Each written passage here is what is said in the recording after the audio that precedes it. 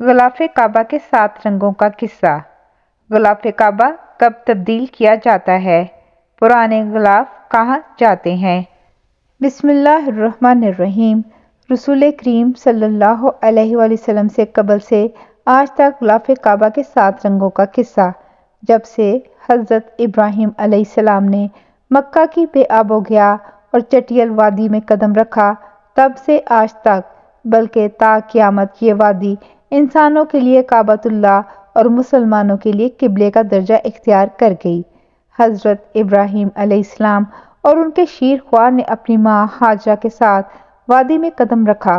ابراہیم علیہ السلام کے چلے جانے کے بعد ہاجرہ اپنے شیر خوار کے لیے پانی کی تلاش میں اس وادی میں چکر لگانے لگیں۔ اچانک ننھے اسماعیل کی ایڑی کے نیچے سے پانی کا ایک فوارہ پھوٹ پڑا۔ اسے زمزم کا نام دیا گیا اور وہ آج تک جاری و ساری ہے۔ حضرت ابراہیم علیہ السلام مکہ واپس ہوئے تو اس وقت ان کے بیٹے اسماعیل کی عمر 30 سال ہو چکی تھی۔ طبری اور تاریخ الام الملوک کے مطابق دونوں باپ بیٹے نے اللہ کے حکم سے خانہ کعبہ کی بنیادیں کھڑی کیں۔ تاریخی کتب میں وارد ہے کہ انہوں نے کعبے کا غلاف بھی تیار کیا۔ اس وقت کعبہ ایک چھوٹی سی عمارت تھی۔ تبا بادشاہ نے غلاف کعبہ تیار کیا۔ پہلی بار خانہ کعبہ میں دروازہ لگایا۔ تاریخی کتب کے مطابق تبا نے چمڑے کا غلاف تیار کرایا جس کا گہرا بھورا رنگ تھا۔ غلاف کعبہ کے 7 رنگ۔ تاریخی روایات کے مطابق کعبہ شریف کے غلاف کے رنگوں کی تعداد 7 تک ملتی ہے۔ خاکی، سرخ، سفید، زرد، سبز، سیاہ اور سنہری رنگوں کے غلاف بنائے گئے۔ سیاہ غلاف کعبہ شریف کی تاریخ میں سب سے زیادہ عرصے تک استعمال ہوا۔ بعض اوقات ایک ہی وقت میں ایک سے زائد رنگوں کا غلاف بھی بنا۔ ایک بنیادی رنگ اور دوسرا اس کی تزئین و آرائش کے لیے استعمال کیا گیا۔ سیاہ کپڑے پر سنہرے رنگ کا دور اسلام کے بعد کا دور ہے۔ سیاہ کپڑے پر قرآنی آیات یا دیگر مقدس عبارات تحریر کی جاتیں۔ اس وقت غلاف کعبہ کے 2 رنگ سفید اور سرخ اس کی تزئین کے لیے استعمال کیے جاتے ہیں۔ یمنی کپڑے کا رنگ سفید اور سرخ ہوتا ہے۔ غلاف کعبہ کے لیے خالص ریشمی کپڑا تیار کیا جاتا ہے۔ غلاف کے اوپر تلے مختلف پرت بنائے جاتے ہیں اور یہ اچھا خاصا وزنی ہوتا ہے جسے اٹھانا آسان نہیں رہتا۔ خانہ کعبہ پر غلاف رکھنے کا عرصہ بھی مختلف رہا ہے۔ حالیہ عرصے میں ہر سال غلاف کعبہ تبدیل کیا جاتا ہے۔ ماضی میں بعض دفعہ غلاف کعبہ کو سال میں 3 بار بھی تبدیل کیا جاتا رہا ہے۔ غلاف کعبہ کی تبدیلی کی مشہور تاریخوں میں یوم عاشور، 1 رجب، 27 رمضان، یوم الترویہ اور قربانی کا دن زیادہ مشہور ہیں۔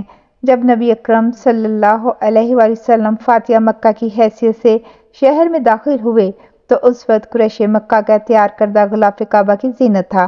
آپ صلی اللہ علیہ وآلہ وسلم نے اسے تبدیل نہیں کیا بلکہ اسے باقی رکھا گیا۔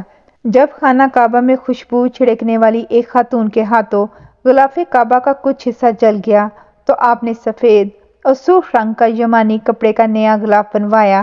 آپ کے بعد آپ کے خلفاء حضرت ابوبکر صدیق اور عمر فاروق رضی اللہ تعالیٰ عنہما نے سفید رنگ کا غلاف کعبہ تیار کرایا۔ اسے قباطی کا نام دیا جاتا تھا۔ یہ بہت پتلا کپڑا تھا جسے مصر میں تیار کیا جاتا تھا۔ حضرت عمر رضی اللہ تعالیٰ عنہ کے دور میں بیت المال سے سال میں 2 بار غلاف بنایا اور تبدیل کیا جاتا۔ ان کے دور میں تبدیلی کے بعد پہلا غلاف شیبہ بن عثمان الحجی کے پاس رکھ دیا جاتا تھا۔ فاطمی دور میں غلاف کعبہ زرد رنگ کا رہا۔ محمد بن سبکتگین کے دور میں زرد ریشمی کپڑے کا غلاف بنایا گیا۔ عباسی خلافہ ناصر نے سبز ریشم اور اس کے بعد سیاہ ریشم استعمال کیا جو آج تک جاری ہے۔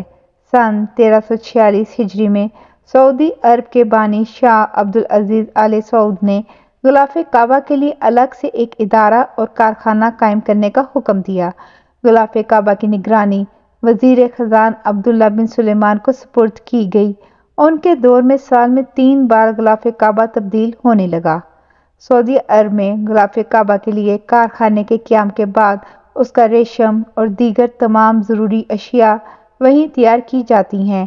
غلاف کعبہ کو آیات قرآنی سے سنہرے پانی کے ساتھ مزین کیا جاتا ہے۔ سنہرا رنگ پر سیاہ رنگ غالب ہے۔ مگر یہ دونوں حصے خالص ریشمی کپڑے سے تیار کیے جاتے ہیں۔ تاہم غلاف کعبہ کا اندرونی حصہ سبز یا سفید کپڑے سے تیار کیا جاتا ہے اور اس کی تبدیلی یوم عرفہ کو عمل میں لائی جاتی ہے۔